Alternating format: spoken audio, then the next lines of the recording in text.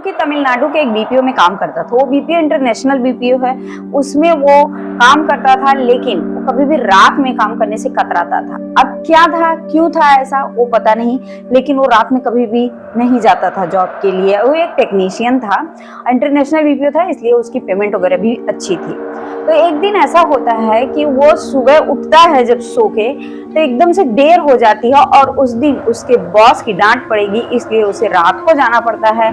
और उस रात 3 बजे कुछ ऐसा एक रोड पे होता है जहां से उसकी बीपीओ की उसका ऑफिस था, उस रोड पे कुछ ऐसी भूतिया घटना घटती है जो कि आपको भी भरोसा नहीं होगा और उसको आज तक भरोसा नहीं हुआ क्या ऐसा भी सच होता है। तो हे गाइस, आप देख रहे हो पुनीत फ्राइडे।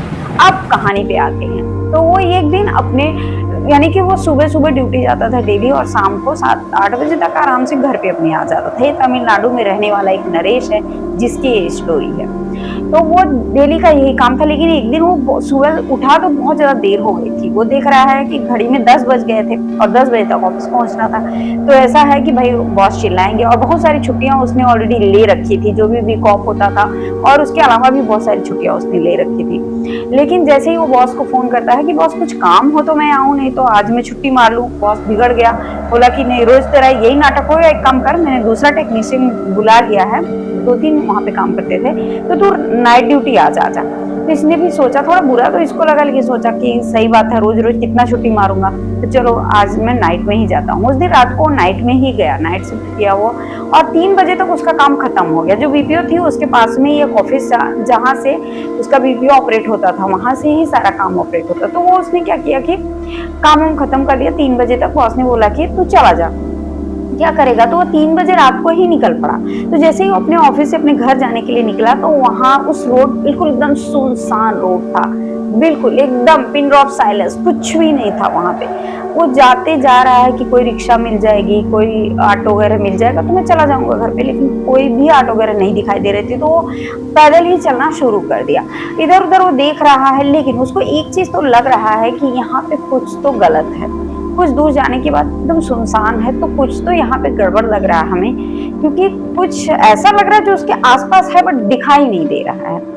इतने में ही वो देखता है कि बूढ़ी औरत 65 से 70 साल के बीच की थी और आती है, और इसके बाद बोलती है, बेटा मेरा बेटा बीमार है, उस फला हॉस्पिटल में है और तू चल वहां पे जल्दी से बचा ले बेटा। तो उसने सोचा कि अभी तक तो कोई आगे पीछे बिल्कुल दिखाई नहीं दिया, ये बूढ़ी औरत अचानक से कहाँ से आ गई। फिर भी उसने सोचा जाने दो, एकदम बिल्कुल रो रही है, हाथ जोड़ रही है कि उस हॉस्पिटल में मेरा बेटा, बहुत एक्सीडेंट हो गया उसका और वो मर जाएगा, तो बेटा चलो बस बचा लो। उसके कहने पर वो हॉस्पिटल तक जाता है और देखता है कि वो हॉस्पिटल एक सरकारी हॉस्पिटल था। मतलब सरकारी हॉस्पिटल, हर एक हॉस्पिटल खराब नहीं होता, लेकिन उसमें कुछ ऐसा ही था कि वहां पे बिल्कुल भी लापरवाही।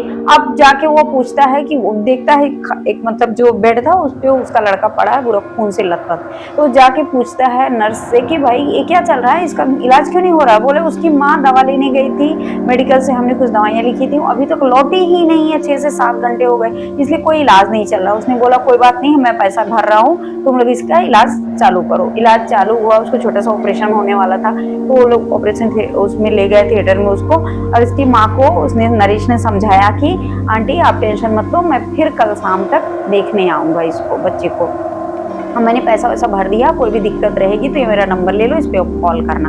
तो बुढ़िया बहुत ज्यादा खुश हुई और इसको आशीर्वाद देने लगी कि बेटा जा, तू हमेशा अपनी जिंदगी में फलेगा फूलेगा, तेरे को कोई दुख नहीं होगा। नरेश सोचने लगा कि शायद आज मैंने अपने पैसे का अच्छा उपयोग किया है। वो ऐसा सोच के बहुत खुश होकर जा ही रहा था, पैदल पैदल ही जा रहा था। ये सब होते हुए लगभग 3 से 5 बज चुके थे, यानी कि 2 घंटे का टाइम लग गया इन सब जो भी चला वहां पे। वो जब पहुंचता है थोड़ी और दूर जहाँ वो मतलब आंटी मिली थी, जब वहां पहुंचता है तो देखता है कि बहुत सारे लोग एक औरत को घेर के खड़े हैं और वहां पे एक औरत की लाश पड़ी है। लाश किसकी थी? उसी आंटी की जो हॉस्पिटल में लेके गई थी।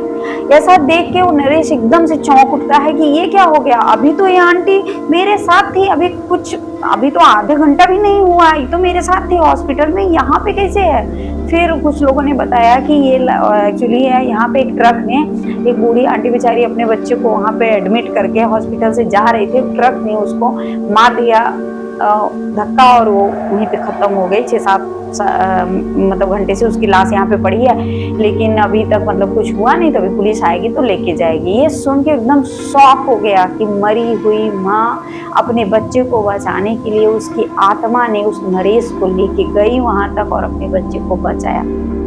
तो यही थी हमारी आज की स्टोरी, जो कि आपको शायद बहुत ज्यादा अच्छी लगी होगी। मिलते हैं नेक्स्ट वीडियो में ऐसे एक हॉरर स्टोरी के साथ। तब तक के लिए चैनल को सब्सक्राइब कर दो।